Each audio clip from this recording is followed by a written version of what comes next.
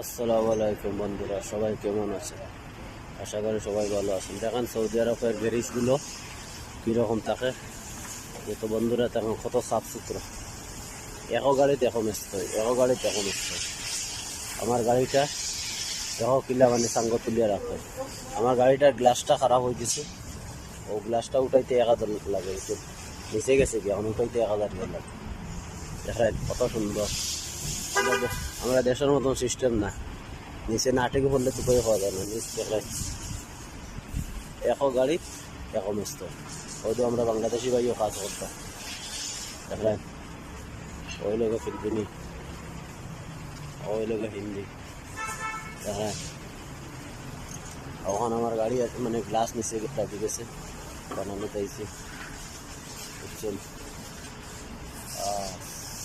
ভিডিওটা কীরকম হইলো সবাই